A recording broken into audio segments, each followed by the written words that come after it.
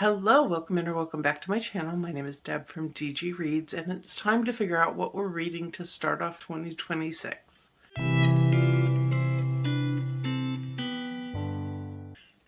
We've been joined by Kylie. She needed to get her input in, but she's apparently camera shy. She's staying out of shot.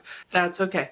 I am back because it is time to bring out our lovely Prompt Vault TBR game to pick my reads for January 2026. I can't believe it. Can't believe we're already in 2026. And that I got the year right when I said that, because that's a thing. Anyway, before I get into the TBR game, I do want to talk about some of my reading plans for January. I don't think it will come as a surprise to anyone that I do love a good spooky read, so I of course have to participate in Winterween. This is brought to us by Gabby at Gabby Reads, and it is a readathon that comes back a couple times a year under different names, but the encouragement with it is to read some thrillers and horror in the non-quote-unquote spooky seasons of the year. I love reading thrillers and horrors all year long, so this one is definitely in my plans. I'm also going to be participating in TBRathon. This is brought to us by Leandra, the TBR Zero, and she has multiple ways of participating this go around.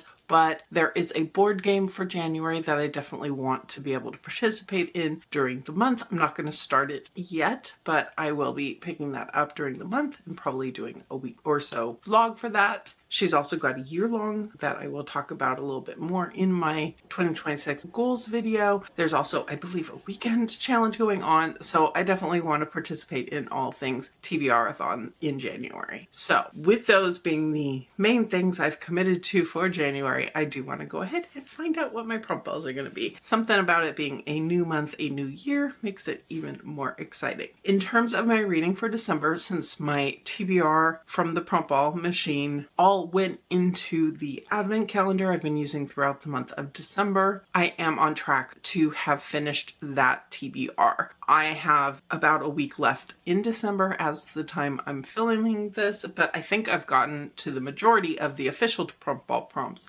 already. I think there's one left, but I will be reading it when that comes out of my advent calendar. So with that, I will be starting with the standard 5 quarters, and I think it's about time to go ahead and get started. Got red to start things off.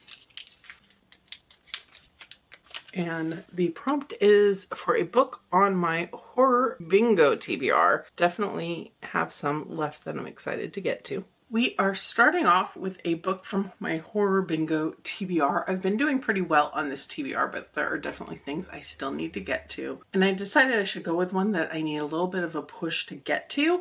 So I'm going to put on Sanctuary by Valentina Cano Repetto. This is on the list for, I believe it was for a debut. I should have looked that up before standing in front of the camera, but it is on the list for something. In any case, the reason I need a little bit of an extra push is this one does not have an audiobook, and therefore it keeps kind of getting pushed back in my mind. So I do need to pick this one up. On the inside, it says, in 1930s Italy, a woman must battle sinister forces threatening her life and sanity when she and her husband move into an abandoned, rundown, and isolated watermill. Prompt number 2. Purple. Okay. A book from a friend's best of list.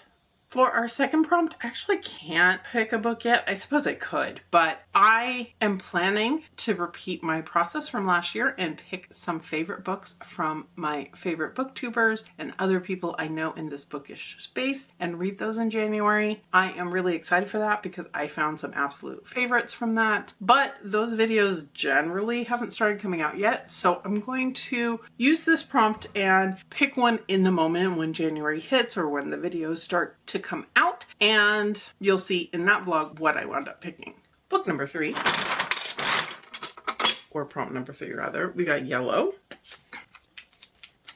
We got reverse page count. So for the last book I chose, I need to reverse the page count and see how scary that is. For the reverse page count, I can't go based on the last prompt. I have to go based on the last book I picked. So that was Sanctuary, and This book ends on page 321, so I'm looking for something close to 123, which actually is more novella than book.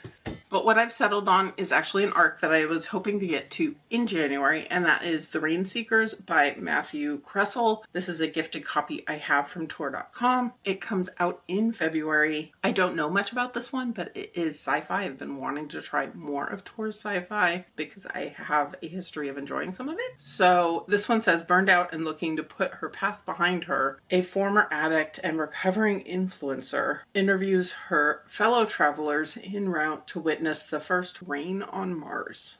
Prompt 4. Purple, our first duplicate. For Pop Sugar, I have a book set at a luxury resort. For a book set at a luxury resort, I'm going with the first thing that came to mind, and that is Our Last Resort by Clémence Michelon. This is the author who wrote The Quiet Tenant, which I really loved. This is a gifted copy I received from Knopf, and I've been wanting to get to it and just haven't managed to do it yet. We are following Frida and Gabrielle, who have come to the Ara, which is a luxury place in Utah, and they are looking to kind of revive their relationship, I believe. But then tragedy strikes when a young woman is found dead. She was vacationing there with her wealthy and powerful husband, I think, and it goes from there. And the last of our regular prompts, another red, so our second duplicate. All right. A book from the publisher Simon Audio. For a book from Simon Audio, I plan to read Is This a Cry for Help from Emily Austin. This is a gifted copy I received from Simon Audio, and all I really know is this has a cover with a bunch of books on it, and it looks like somebody's kind of being buried in books. That's really all I know, other than the fact that I do enjoy this author. I really love Everyone in This Room Will Someday Be Dead, and I'm looking forward to reading more from her. So we wound up with 2 duplicates, so I've pulled 2 more quarters. As a reminder, these don't count as additional duplicates, but I am going to figure out what our bonus prompts are.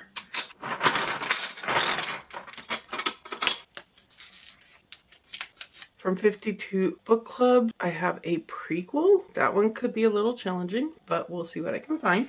For a prequel, I really was struggling, so I wound up looking at recommendations on Goodreads, and with that, I did find something. I was getting to the point of trying to figure out what I would do if there was a prompt I couldn't fulfill. I don't want to read a prequel when it's not a book that I'm interested in, but what I did find on my list is Saint by Adrienne Young. This is listed as book 4 in the World of the Narrows series. This is the series that begins with Fable, which I absolutely love, but my understanding is this really does kind of look at a character from the past. So I think it still qualifies. It was on the list. We are counting it.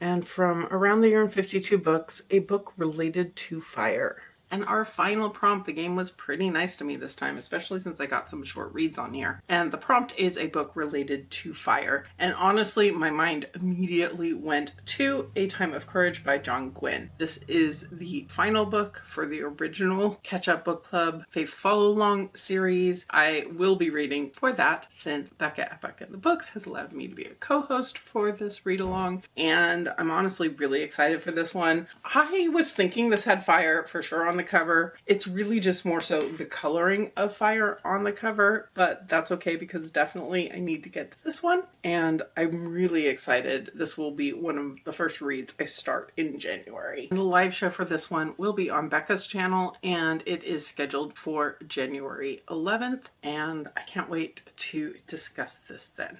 So that's it for my prompt ball TBR. It was actually pretty kind to me. I do, of course, have a few other things. In terms of buddy reads, we of course already talked about the fact that I have A Time of Courage as a highlight. And then my classics buddy read over on Instagram is going to be reading Wuthering Heights by Emily Bronte. I have this copy from Once Upon a Book Club box that I've had since late 2024, I think, that I've been needing to get to. So I'm glad that we're picking this up. We are reading this ahead because of the upcoming adaptation. I don't think I'm the target audience for said adaptation, but I am really eager to read this one as it's a classic I have missed up till now. I am working on another installment of my arc attack series to get to so many arcs that are coming in the early months of 2026. A few of the ones that I am prioritizing: Super Nintendo by Keza McDonald, the game-changing company that unlocked the power of play. This is a gifted copy I received from Knopf. It comes out February 2nd. I have The Body by Bethany C. Morrow. This is a gifted copy from Tor Nightfire. It comes out February 10th. This is an author I've read before and enjoyed, so I am looking forward to reading a horror because the previous book I've read is fantasy. And then finally, I have J.R. Ward's Crown of War and Shadow. This is a gifted copy from Bramble. It comes out in February. I don't know the specific date, but this is an author I have enjoyed in the past, and I'm looking forward to trying a romantasy from her. And then I will be participating in Buzzwordathon from Kayla at Books with Lala, and I have 2 books picked for the January prompts. The first one is Girl or Woman, and I have The Girl Before by J.P. Delaney. This is one I've owned for ages. It's been on a few different vacation TBRs because I feel like a thriller is exactly the way to go when you're traveling, but I still haven't gotten to it yet. So I am looking forward to finally getting to it.